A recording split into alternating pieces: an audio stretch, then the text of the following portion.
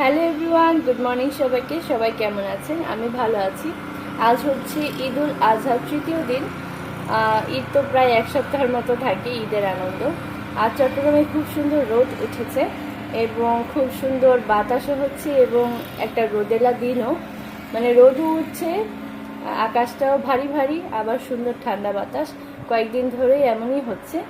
যাই হোক, চলেন আজকে আমরা আমাদের সারাদিনের কাজকর্ম শুরু করে দেই।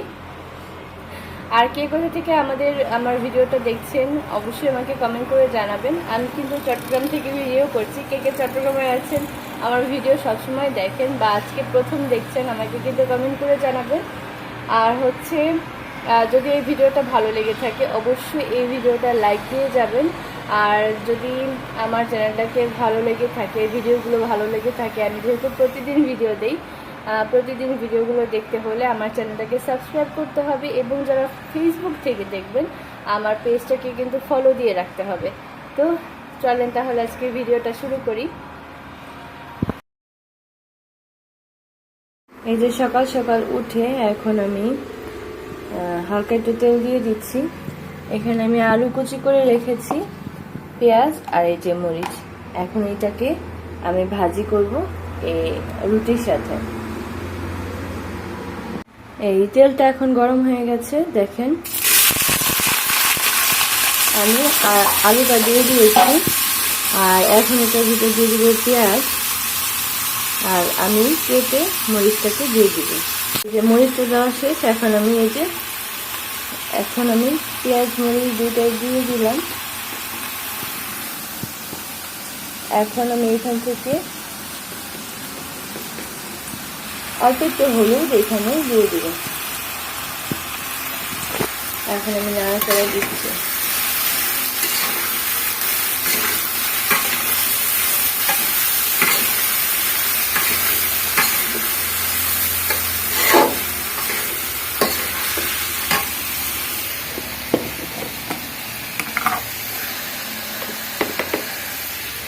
এই যে একটু লবণ আমি এখান থেকে দিয়ে দিব, একটু লবণ দিচ্ছি।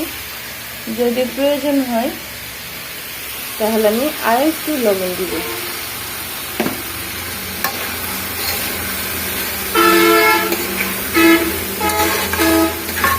এখন আমি এটাকে ঢেকে ঢেকে তারপরে ভাজি করব। আমি এখন এটাকে ঢেকে দিব।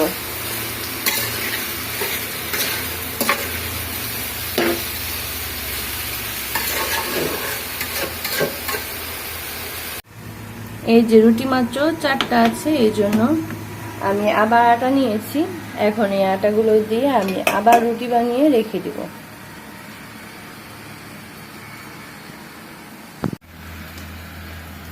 এই যে আমি এখন এটার ভিতরে লবণ দিচ্ছি, তারপর এটার ভিতরে আমি সয়াবিন তেল দিব। এরপর এটাকে আমি সুন্দর করে মেখে একদম ফুটন্ত গরম পানি দিয়ে আমি এই রুটিটাকে মথে তারপর রুটি বানাবো। এই যে আমি এখন গরম পানিটা বসিয়ে দিলাম। এই পানিটাকে আমি এই আটার মধ্যে ঢালবো আর মথে নিব, যে কতটুকু প্রয়োজন ওইভাবে।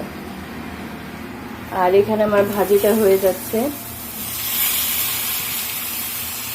পানি ফুটতে ফুটতে আমার আলু ভাজি একদম হয়ে গেছে।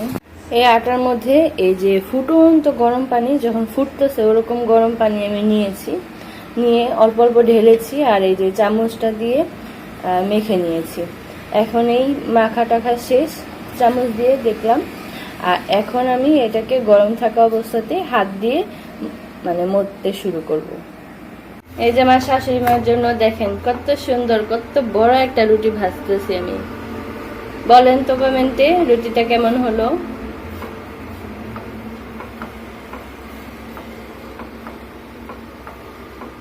দেখেন রুটিটা আবার ফুলছে, কি সুন্দর ভাজা হয়েছে দেখেন। এই যে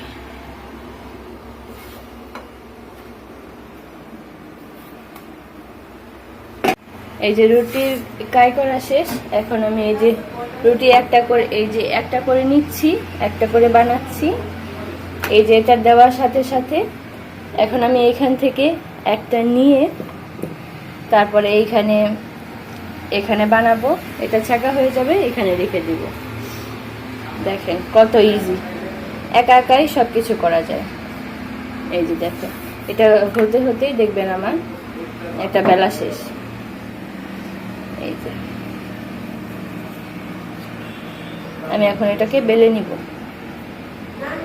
আমার রুটি বানানো শেষ একদম। দেখেন কতগুলো রুটি বানিয়ে রেখে দিয়েছি।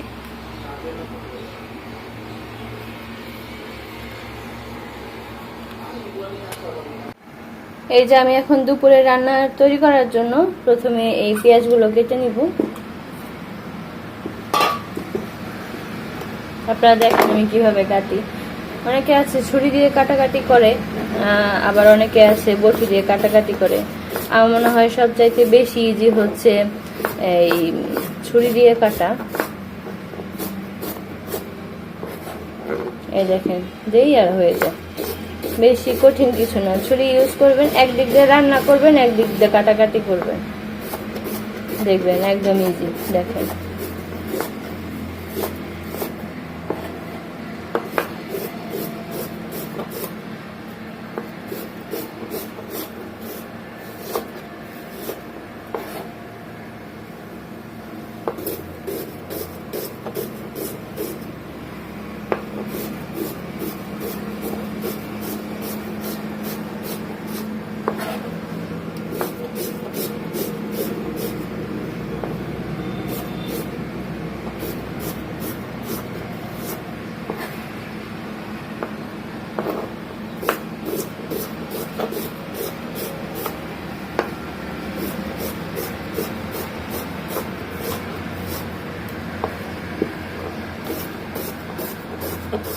আপনারা আমাকে জানাবেন যে আপনারা এই ধরনের কাটাকাটির ভিডিও চান কিনা। তাহলে প্রতিদিনই মোটামুটি আমি আমার যে সবজিগুলো আছে আমি যেভাবে কাটাকাটি করি আপনাদেরকে দেখাবো আমি।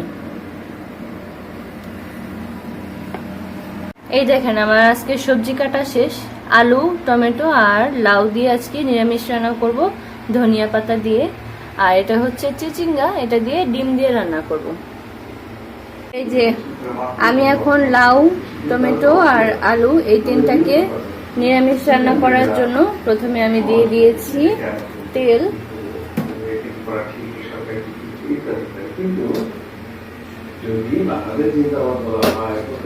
এখন আমি এটার ভিতর দিয়ে দিব পেঁয়াজ কুচি।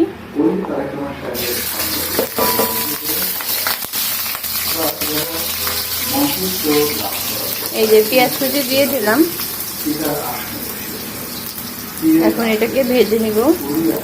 আমার পেঁয়াজগুলোকে ভেজে নেওয়া শেষ। এখন আমি এই কাটা রসুনগুলোকে, গ্রেট করে নেওয়া রসুনগুলোকে আমি সুন্দর করে এই পেঁয়াজের সাথে দিয়ে দিব। এখন আমি এটাকে সুন্দর করে ভেজে নিয়ে তারপরে পানি দিয়ে হলুদ একটু মরিচ দিয়ে দিব, কষিয়ে নিয়ে তারপরে আমি আলু, টমেটো, লাউ এগুলো দিয়ে দিব। আর এই পাশের চুলায় আমি চিচিঙ্গা ভাজি করব, যার কারণে পেঁয়াজটা দিয়ে দিয়েছি। পেঁয়াজটা ভাজা হলে আমি সুন্দর করে চিচিঙ্গাটা দিয়ে ভাজি করে দিব আগে। এই যে পেঁয়াজগুলোকে আমি ভেজে নিই, এটার মধ্যে আমি চিচিঙ্গা দিয়ে ভাজি করব। এটা আগে ভাজা ভাজা হোক। এখন এটার ভিতরে আমি মরিচ দিয়ে দিচ্ছি।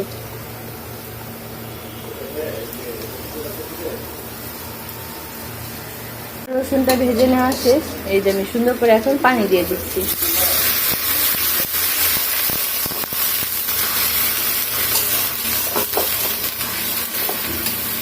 এখন আমি এইটার ভিতরে হলুদ, মরিচ এগুলো দিয়ে দিব।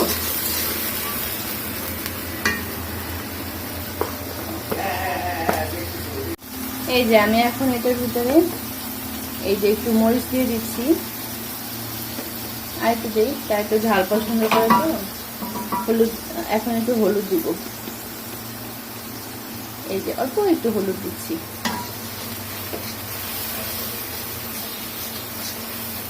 এখানে আর কিছু যাবে না।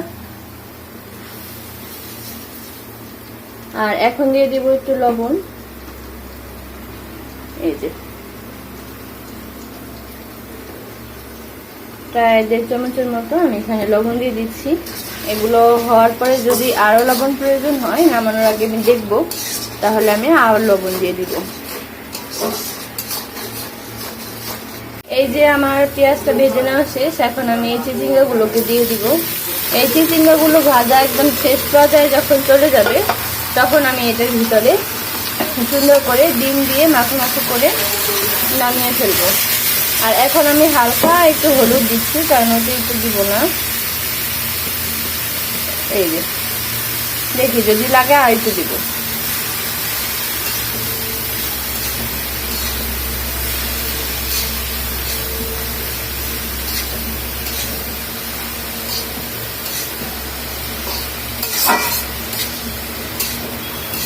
না, আমার আর হলুদের প্রয়োজন নেই, আমি এখন এভাবে এটাকে ভাজি করব। আর এখন আমি এটার ভিতর দিয়ে দিচ্ছি লবণ, এই যে লবণ।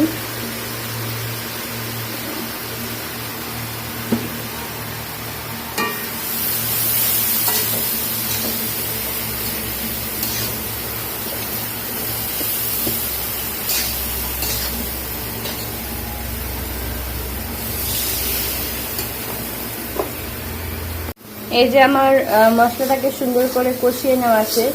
এখন আমি এই কেটে রাখা লাউ, আলু আর টমেটোটা একসাথে দিয়ে দিব।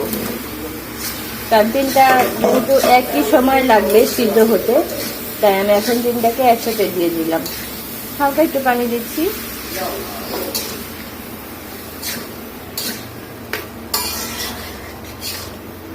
লাউ থেকে যেহেতু পানি উঠবে, তো আমি আজকে একটু মাখো মাখো করেই করব, বেশি ঝোলও দিব না, বেশি পাতলাও করব না, মানে এরকম। এই যে আমি এখন এটাকে ঢেকে রেখে দিব, তিনটা সিদ্ধ হোক একসাথে। যে আমি এখন 2টা ডিমকে ফেটে নিচ্ছি, যেন আমি সে দিতে পারি। চিচিঙ্গা ভাজিতে প্রায় হয়ে যাচ্ছে, আমি ওইটাতে দিয়ে দিব।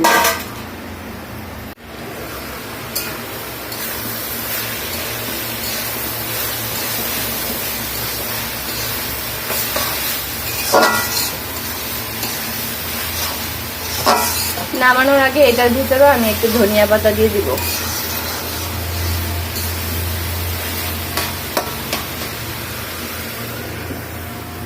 এইটা একটু নেড়ে দিই তো দেখি কেমন হয়েছে।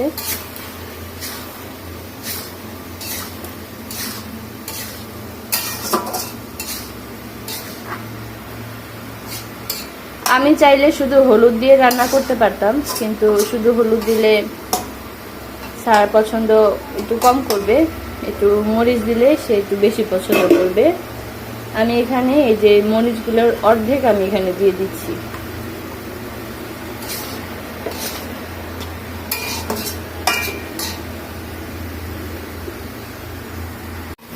এই যে চিচিঙ্গাটা নরম হয়ে গিয়েছে। এই যে এখন এটার ভিতরে আমি সুন্দর করে এই ফেটে রাখা ডিমটাকে দিয়ে দিব।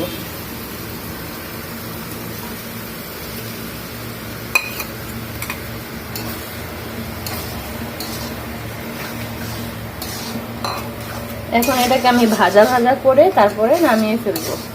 একটু উপরে ধনিয়া পাতা দিব। ভাজা ভাজা হয়ে গেলে আমি একটু ধনিয়া পাতা দিয়ে নামিয়ে ফেলবো। এখন আমি চুলাটাকে বাড়িয়ে দিয়েছি, তাড়াতাড়ি হয়ে যাবে। এখন ভাজা ভাজা করলেই তাড়াতাড়ি হয়ে যাবে। এই যে আমার কাছে অল্প একটু ধনিয়া পাতা আছে, এটাকে আমি 2টার মধ্যে ছড়িয়ে ছড়িয়ে একটু দিব, অল্প অল্প করে দিয়ে দিব। এই যে দেখেন ঝরঝরা হয়ে গেল অলরেডি। এই যে দেখেন ঝরঝরা হয়ে গেছে অলরেডি।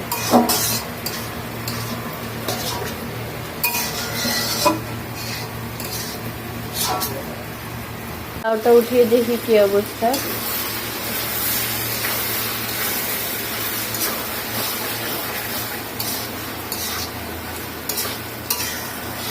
লাউ ফ্রিজে রাখলে একটু শক্ত শক্ত হয়ে যায়, তো রান্না করতে একটু সময় লাগে, আর পানিটা উঠতে চায় না। এই যে আমি কমিয়ে এখন রান্না করবো এটাকে। এই যে আমি আরেকটা কড়াই বসিয়ে দিলাম। এখন এটার ভিতরে আমি টমেটো টালা করব। কড়াইটা গরম হয়ে গেছে, এখন আমি এটার ভিতরে তেল দিয়ে দিচ্ছি। দেখেন লাউটা প্রায় সিদ্ধ হয়ে গেছে, এই যে সিদ্ধ হয়ে গেছে, আলুটাও সিদ্ধ হয়ে গেছে। এখন আমি এটার ভিতর দিয়ে দিব পানি, পানি দিয়ে তারপরে নামিয়ে ফেলবো। এই জানি এখন এটার ভিতর পানি দিচ্ছি হালকা করে।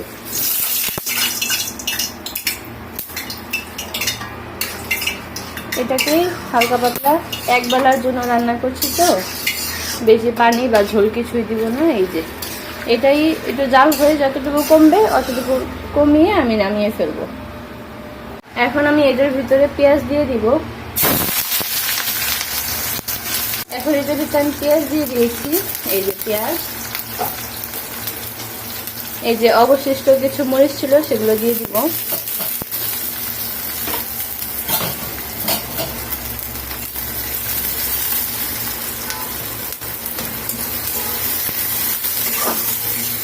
এখন এটার ভিতরে আমি আবার এই আদা রসুন বাটা দিয়ে দিচ্ছি। আমার কাছে আর কিছু নেই, রসুন ব্লেন্ড করা নেই এখন আপাতত, তাই আমি এখন আদা রসুন ব্লেন্ড করাটাই দিয়ে দিচ্ছি। এখন এটার ভিতরে আমি সরাসরি টমেটোটা দিয়ে দিব। এই যে কেটে রাখা টমেটোটা এখন আমি এটার ভিতরে দিয়ে দিব।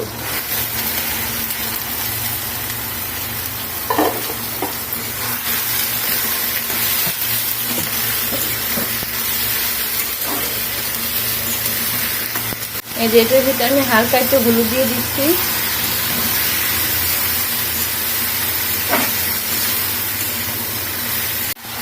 দেখেন একদম ছোট্ট একটা চামচ মরিচ দিয়ে দিচ্ছি।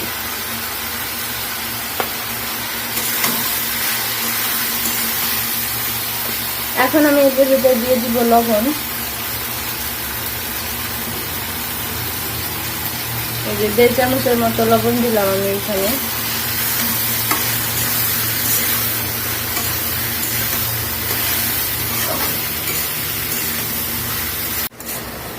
দেখেন এটাকে আমি সবকিছু দিয়ে একসাথে কষিয়ে কষিয়ে সুন্দর করে নরম করে শুকনো করে তারপরে একটু পানি দিয়ে হালকা একটু তেল উঠিয়ে আমি নামিয়ে ফেলবো।